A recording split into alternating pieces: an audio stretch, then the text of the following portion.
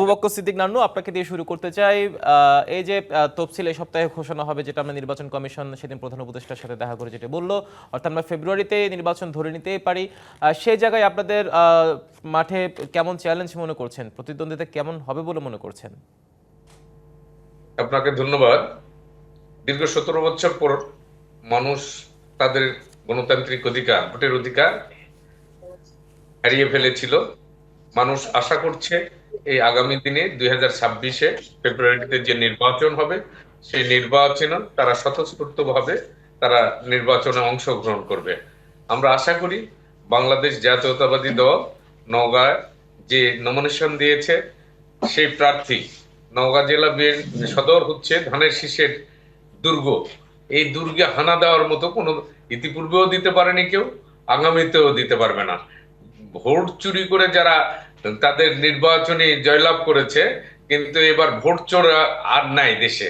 এবার নিরপেক্ষ নির্বাচন হবে। সেই নিরপেক্ষ নির্বাচনে বাংলাদেশ জাতীয়তাবাদী দল বরাবরই নওগাঁ সদর আসন এবং 6টি আসনই নওগাঁ তারা পুনরুদ্ধার করেছিল। এবারও ইনশাল্লাহ আল্লাহ পাক যদি সহায় থাকে, আমাদের সমস্ত নেতাকর্মী একযোগে আমরা কাজ করে 6টি আসনে আমাদের দেশ নেত্রী বেগম খালেদা জিয়া এবং তারেক রহমানকে উপহার দেব ইনশাল্লাহ।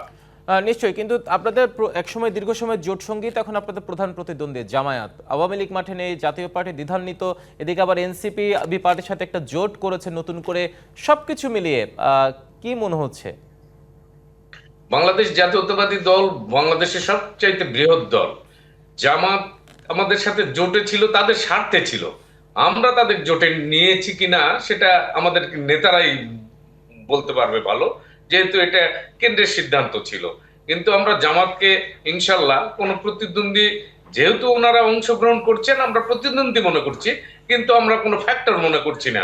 আল্লাহ পাক যদি সহায় থাকে, বাংলাদেশের সাধারণ মানুষ বা নওগাঁ জেলার সাধারণ মানুষ ধানের শীষের পক্ষে রয়েছে। আগামী দিনেও, বিগত দিনেও দেশনেত্রী বেগম খালেদা জিয়ার নেতৃত্বে ছিল।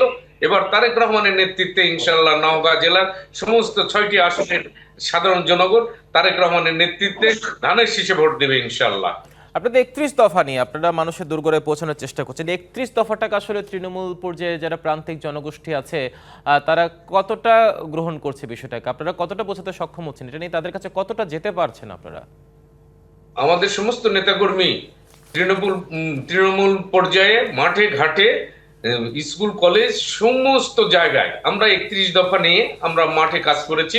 সাধারণ মানুষ আমাদেরকে আশ্বস্ত, সাধারণ মানুষও আশ্বস্ত হয়েছে, আমরা তাদের কথায় আমরা আশ্বস্ত হয়েছি যে আমাদের নেতা তারেক রহমান যে নতুন বাংলাদেশ গড়তে চায়, এই 31 দফার মধ্যে সে নতুন বাংলাদেশের স্বপ্ন রয়েছে।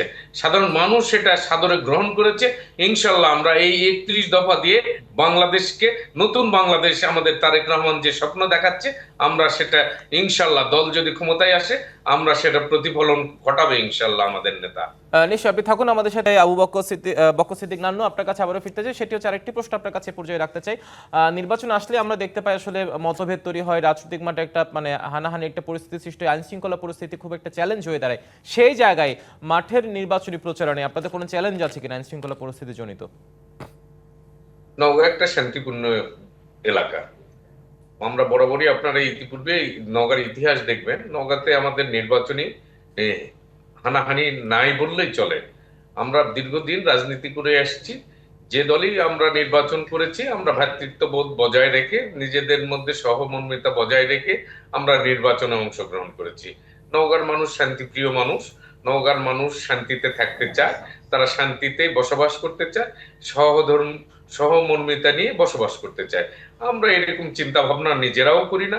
আমরা, প্রতিপক্ষ যারা ছিল বিগত দিনে স্বৈরাচার ছিল, তারা দেশে তো নাই, তারা নির্বাচনে অংশগ্রহণ করতে পারবে না।